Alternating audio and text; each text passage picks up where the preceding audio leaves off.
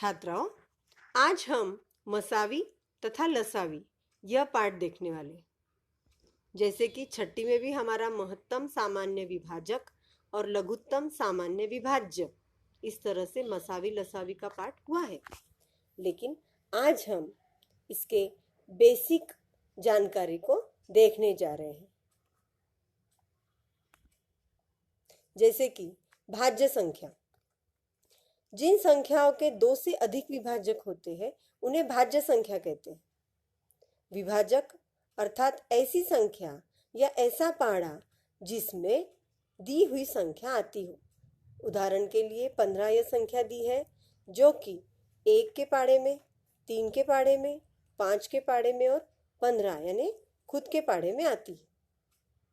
यहाँ पर विभाजक 2 से अधिक है, इसीलिए 15 यह संख्या भाज्य हो।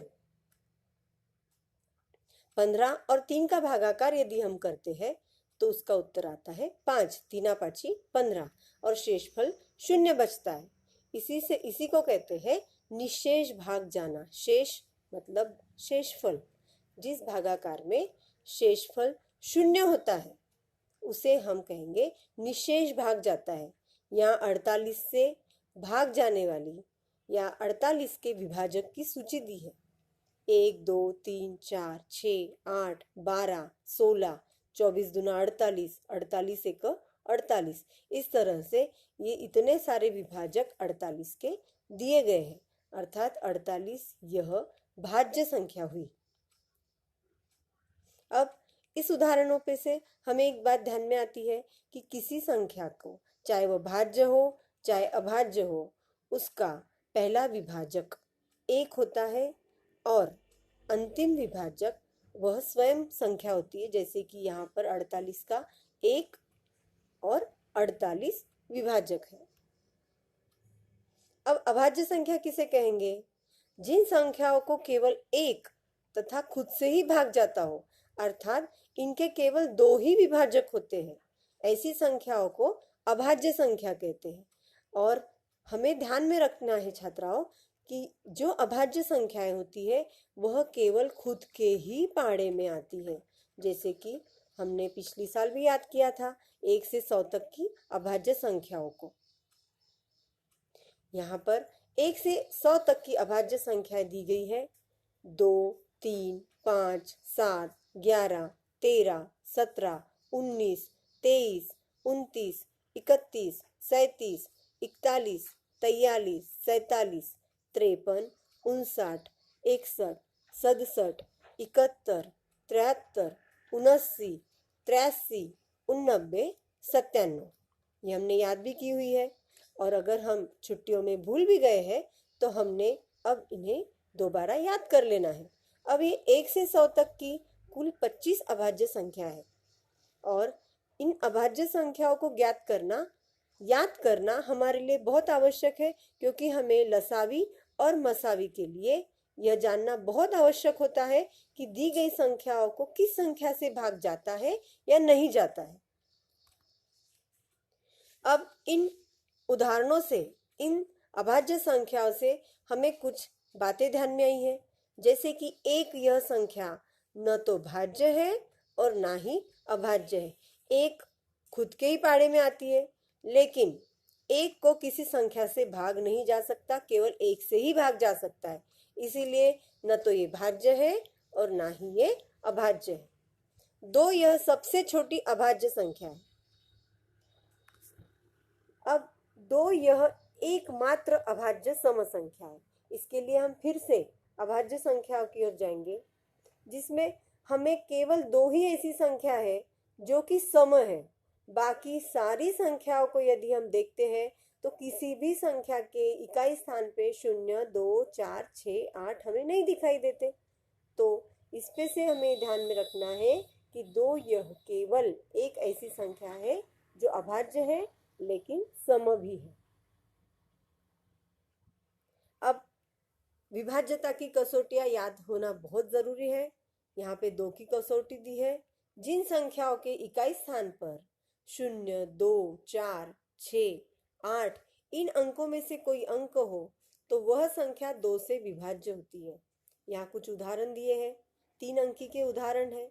आप ये देख रहे हैं 568, 756, 934, 812, 756।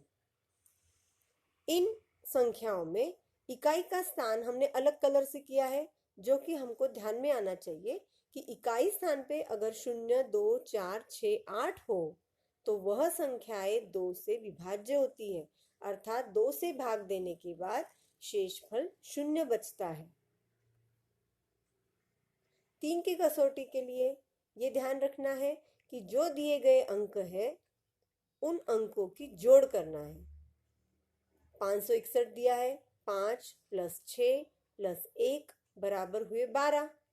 अब जो योगफल आता है अंकों का, उसे अगर 3 से निश्शेष भाग जाता है, निश्शेष का अर्थ अब हम समझ चुके हैं कि शेषफल बचना नहीं चाहिए। जैसे कि टोटल आई है 12 और 3 से 12 को जब हम भाग देते हैं तब उत्तर आया 4। इसका अर्थ है 561 इस संख्या को यदि मैं 3 से भाग देती हूँ तो वह शेषफल 0 आएगा, अर्थात यह संख्या 3 से विभाज्य है। अब इसकी परिभाषा याद रखने के लिए, जिन संख्याओं के अंकों की जोड़ करने पर उसे 3 से पूर्ण भाग जाता है तो वह संख्या 3 से विभाज्य होती है। बहुत सारी छात्राएं यहाँ पर ये गड़बड़ करती है कि टोटल 12 देखती है और लिख देती है कि ये 2 से विभाज्य है। अंकों की जोड़ करने की जो कसौटी है वह केवल 3 की और 9 की है। अब 9 की कसौटी जब आगे मैं बताऊंगी तब आपने ध्यान से सुनना है। अभी फिलहाल आपने ये ध्यान रखना है कि 3 की कसौटी के लिए अंकों की जोड़ करना है और उन अंकों की जोड़ को, जो जोड़ आती है, उसको 3 से भाग देना है। यदि वह शेषफल 0 आता है तो समझ जाना है कि पूरी संख्या को, चाहे वो 8 अंकी हो, 9 अंकी हो, कितनी भी बड़े से बड़ी अंक हो, उनकी टोटल अगर 3 से भाग जाता है तो वह संख्या 3 से विभाज्य है। 5 की कसौटी, जिन संख्याओं की इकाई के स्थान पर 0 अथवा 5 है तो वह संख्या 5 से विभाज्य होती है। 645, 670, 9875। और हमको ये भी बात पता है, चाहे 5 का पाड़ा हो, चाहे 15 का हो, चाहे 25 का हो, उन पाड़ों में अल्टरनेट इकाई का स्थान जो है वह 0505 आता है। आपने कॉपी में करके देखना है और इस पे से हमको 5 की कसौटी अच्छे से ध्यान में आती है कि 0 और 5 अगर हमने इकाई स्थान पे देखा है तो डेफिनेटली उसको 5 से भाग जाता ही है।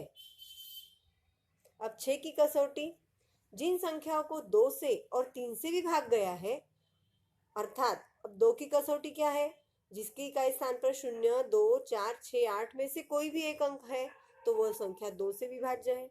और 3 की कसौटी यह है कि अंकों की जोड़ करना है और अगर उसको 3 से भाग जाता है तो ऐसा एक ही नंबर चाहिए जिसको 2 से भी भाग जाता है और 3 से भी भाग जाता है, तो उसे 6 से भी भाग जाएगा।